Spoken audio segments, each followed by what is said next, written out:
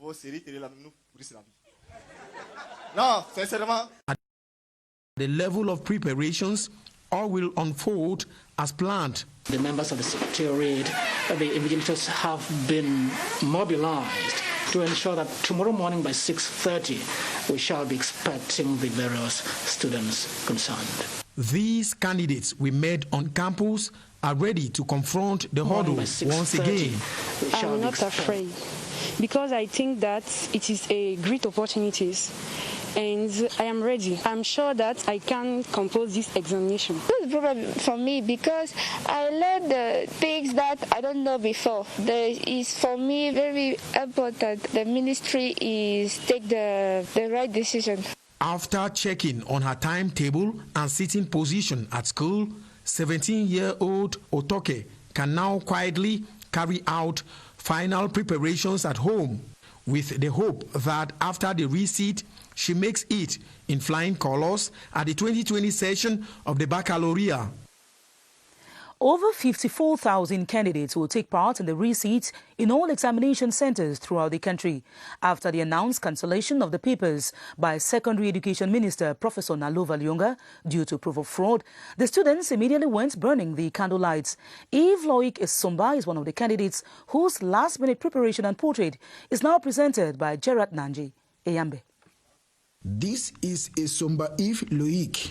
He is a Terminal C baccalaureate student of St. Benedict College, Yaoundé. He will be among the over 54,000 candidates to recite the physique, sciences de la vie et de la terre, and chimie subjects come Monday the 3rd. Not even sound from the video game can distract him.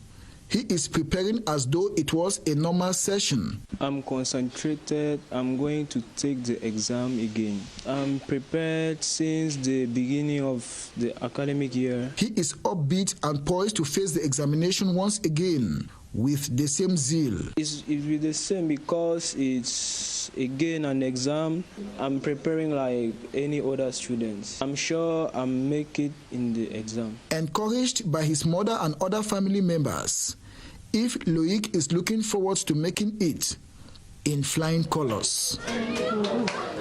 Government needs a high level of examination credibility to recreate the moral fiber of the society and to meet national education goals. However, cheating and examination leakages highly discredit an exam, and the consequence is the indirect promotion of academic mediocrity.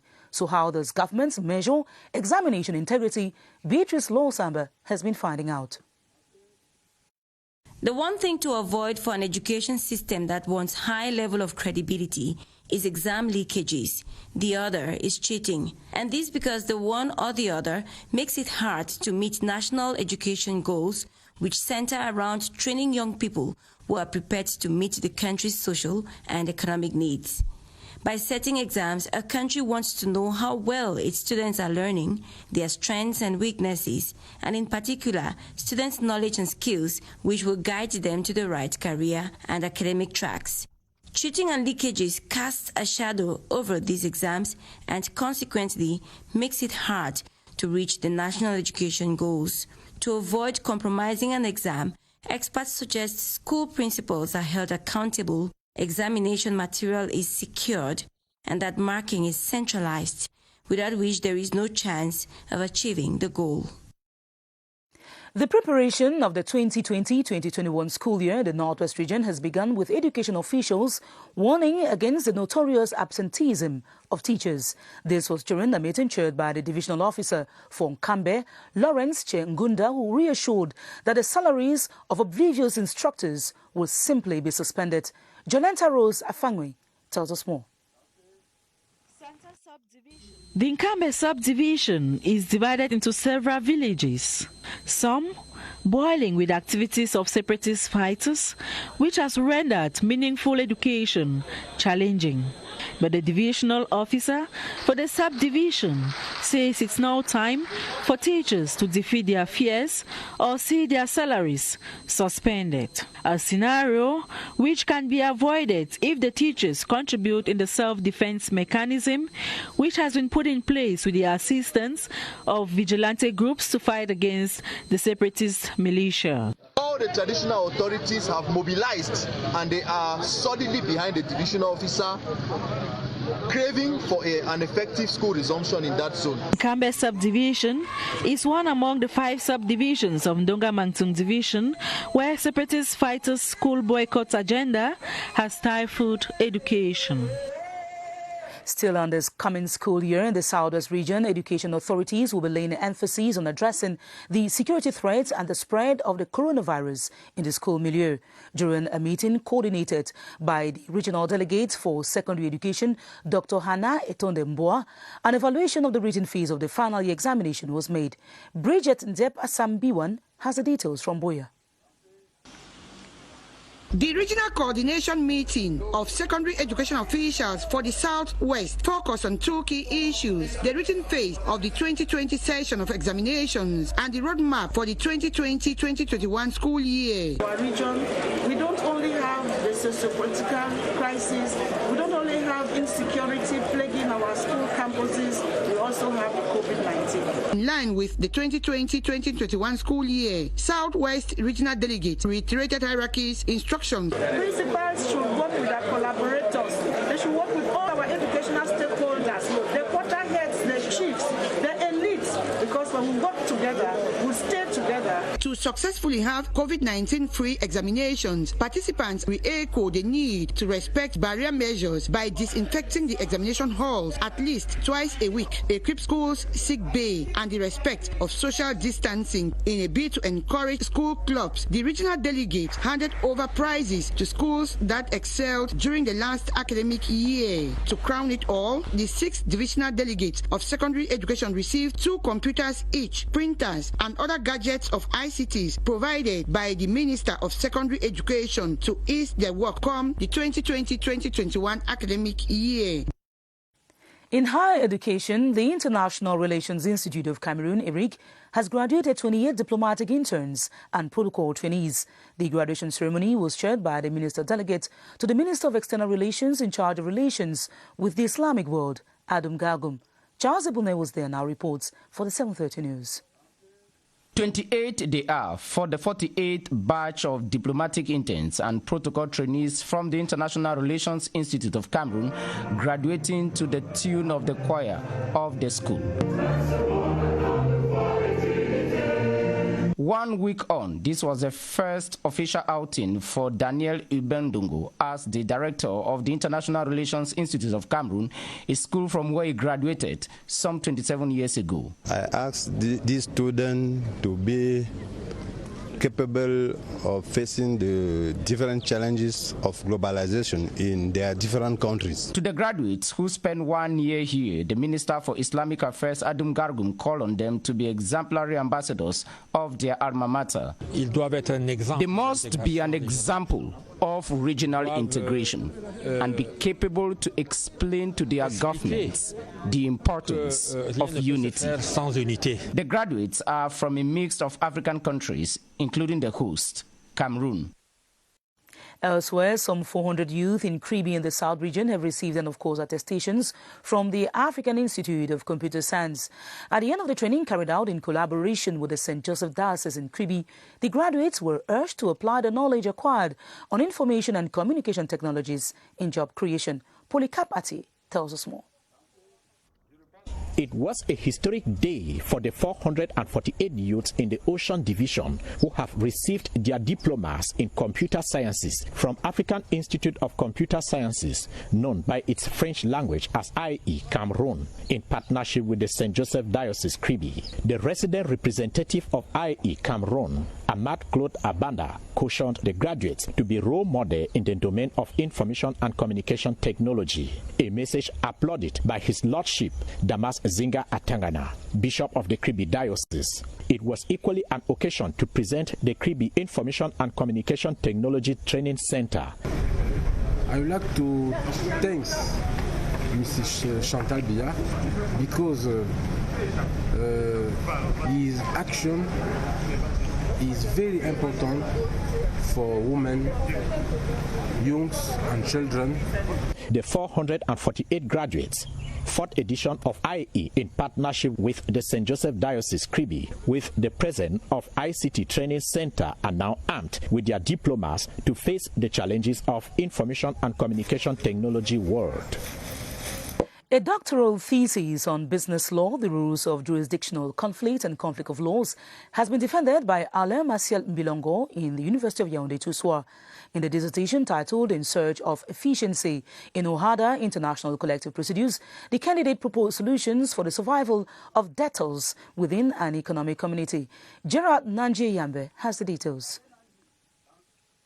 International bankruptcy cases are no longer a mere academic hypothesis. This is the focus of Mbilongo Alain Martial's PhD thesis in business law. The law will permit international investors to identify competent jurisdiction in case of any problem, and the law sanctioning the act. We ask law practitioners to grab the new reforms and to put in practice. The title of the work is In Search of Efficiency in OHADA International Collective Procedures. It examines the shortcomings of the proceedings, shortcomings related to the conceptual complexity of the criteria of international jurisdiction, to the insufficiency of the proposed solutions created by the economic communities. The candidate has chosen a daring topic on enterprises in difficulties in the OHADA zone. There's necessity for the institution of a good rule of law that will enable judicial security. The laureate had an excellent mark, qualifying him as a Doctor of Philosophy, PhD.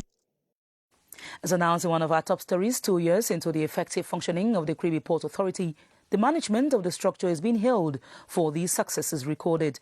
The appraisal was made by a delegation of top officials of the Ministry of Finance charged with assessing the running of the enterprise. Cyril Nwazaki reports that a visit was also made to the technical department of the port at Mboro. Of public and para-public enterprises is one of the responsibilities of the Ministry of Finance. A delegation from this ministry was in a working visit at the Crtv Port Authority for an appraisal of how the structure functions. We need to accompany the port in his activities. The Director General of the Crtv Port Authority told the MINFI delegation what the Port Authority does on a daily basis to stand tall and equally outlined the difficulties. He went forth to call on the ministry's help in the financing of projects underway by the port. The head of the delegation was satisfied with what the management of the port is doing and assured them of the ministry's total support. We have come in order to coach them, in order to accompany them. So that is why we are here with our team of the Ministry of Finance. These activities are increasing and we appreciate them. The delegation also visited the Mboro site to see for themselves how things function. The feast of the sacrifice observed by Muslim faithful to honor Ibrahim's obedience to Allah has come and gone, but the ram, which is the most symbolic component of the feast, is yet to leave markets. At the retail market in Yaoundé, traders can still be found struggling to give their stock away at cheap prices. The situation has been blamed on the COVID-19 pandemic and the restrictive measures that come with it. Romeo Kenye has more. In different sizes, these are the leftovers at the Witem Sheep Market in Yaoundé. Business did not blossom this year. Even with the drastic reduction of prices, vendors lament. We sold about 70% of sheep we had in stock. This percentage is below standard compared to last year when there was no coronavirus. The closure of boundaries had a very negative impact on our sales. The feast of Tabaski has come and gone, but a few persons still purchase their ram in order to catch up with Friday's Muslim sacrifice celebration. The prices of sheep fluctuated between 40,000 francs to 200,000 francs. This was not good for me because I have sheep I fed for over a year. Now that there is no other feast, we are forced to sell the rest to the slaughterhouse. With lots of costs incurred in the just ended feast of the sacrifice, sheep sellers and Muslim faithful hope the situation will be better next year. The Feast of the Sacrifice, or BACC, is the last of the 2 Islamic holidays celebrated worldwide each year. Its observances include Eid prayers, animal sacrifice, charity, festive meals, and gift-giving. Spiritually, it is a clear message of devotion, kindness, and equality appreciated by Allah. Alice Bay tells us more on its significance. After the one-month prayer session that led to the celebration of the Feast of Ramadan on Friday, some Muslim faithful say the prayers have been beneficial to them. I have been inculcated with virtues of serenity and faith within this period. The only problem we faced was the fight against the COVID-19 pandemic that interrupted the normal prayers and feasting. The faithful have expressed willingness to continue with the new habits. We respect the 5-time daily prayers. We are obliged to keep our faith. It is an obligation for a practicing Muslim. Following the 12 months of the Muslim calendar, this year's celebration was particular with the respect of barrier measures instituted by the government to stem the spread of the dreadful COVID-19 pandemic.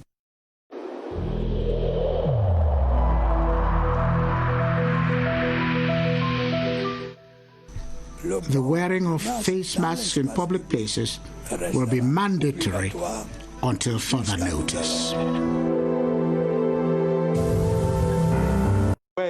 Difficult moments there have been for those who have lost loved ones due to COVID-19, and similar difficult moments there have been for those who have suffered from COVID-19 and they later on recovered from this deadly virus, given that it has been like a psychological blow to all these persons who have lost loved ones due to COVID-19 and others who have been affected by the coronavirus and later on recovered.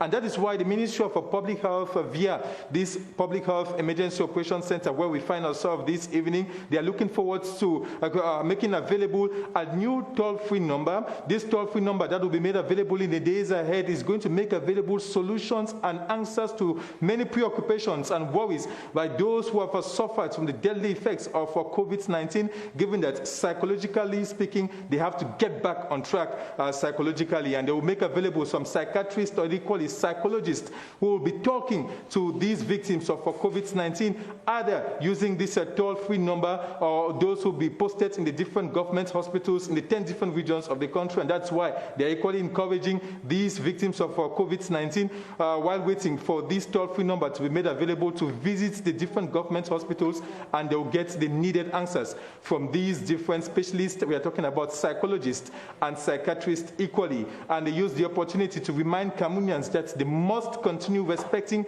the different outlined measures by the government to limit the spread of the coronavirus in the country, especially that measure which has to do with the wearing of a face mask in any public gathering, and you should not hesitate to report any suspected case of an individual with any symptom or any signs as far as COVID-19 is concerned, because by so doing you contribute your own quota in limiting the spread of this deadly virus. So the take-home message from here this evening is that there is going to be a toll-free number that will be made available in the days ahead for victims of COVID-19 that is going to rebuild them, psychologically speaking, by the different psychiatrists and psychologists made available by the Ministry of Public Health. Back to you, Esther Kmer.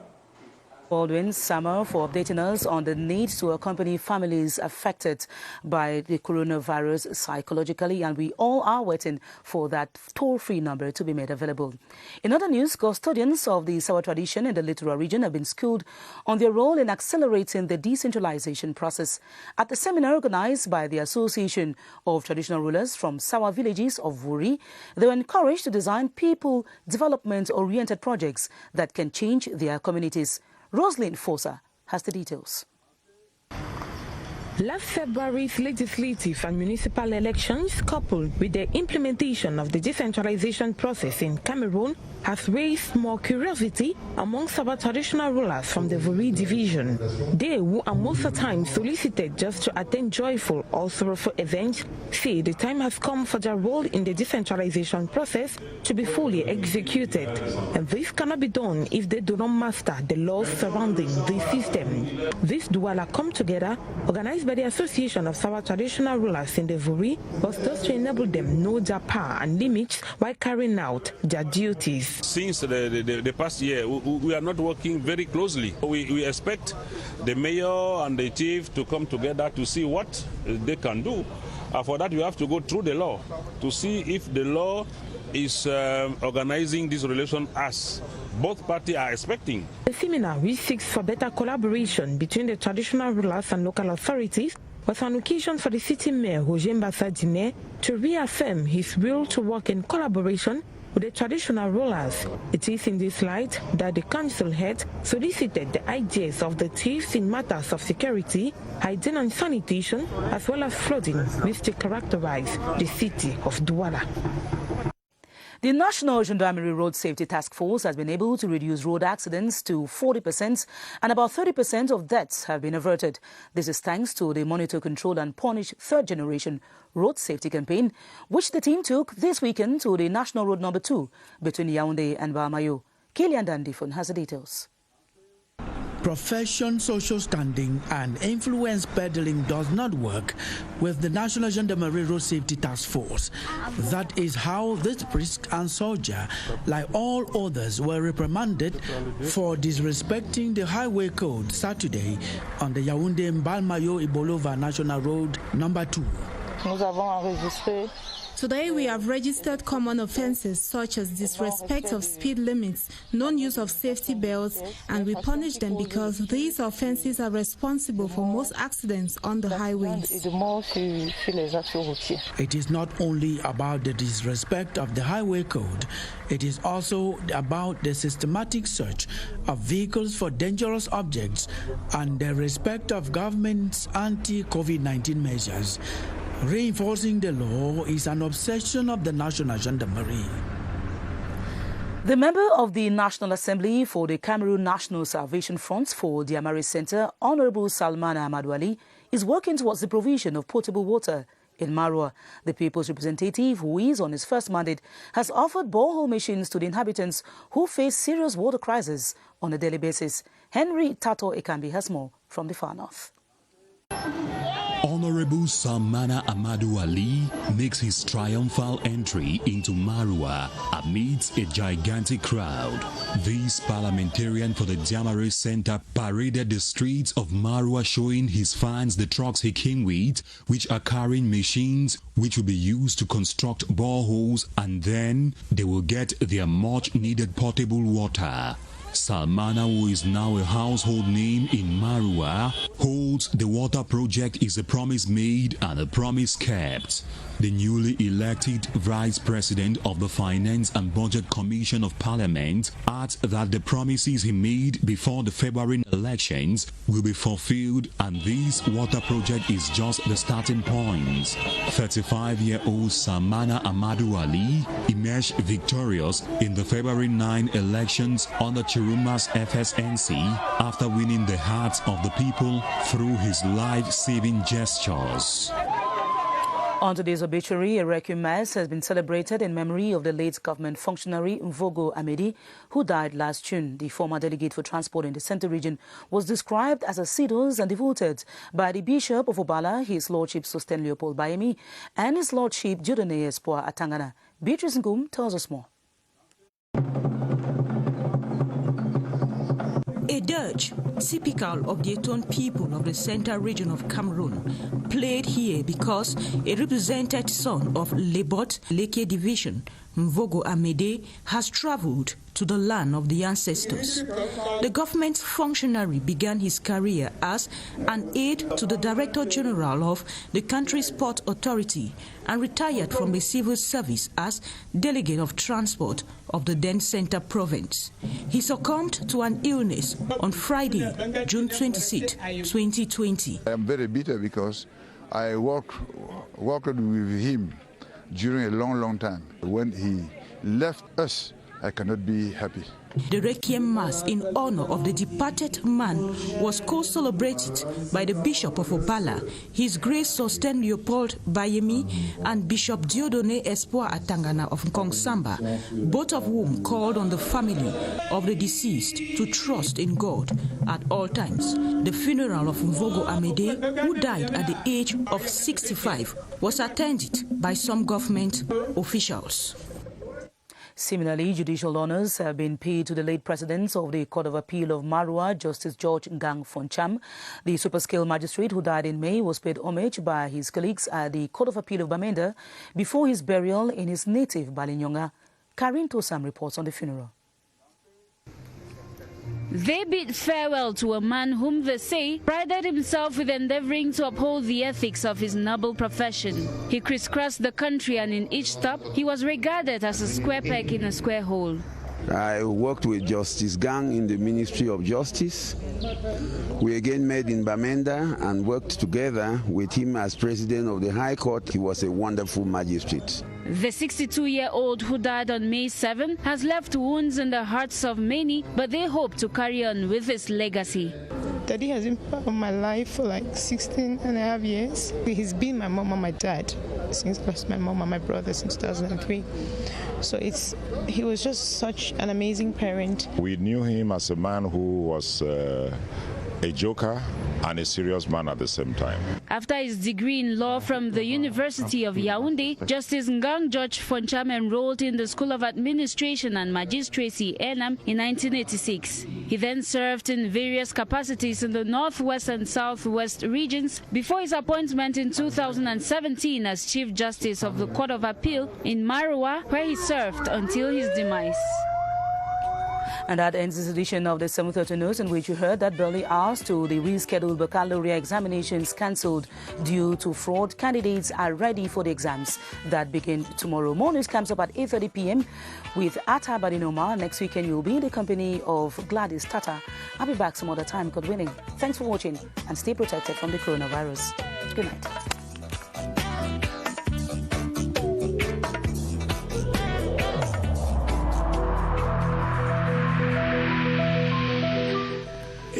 In this connection, we should avoid stigmatizing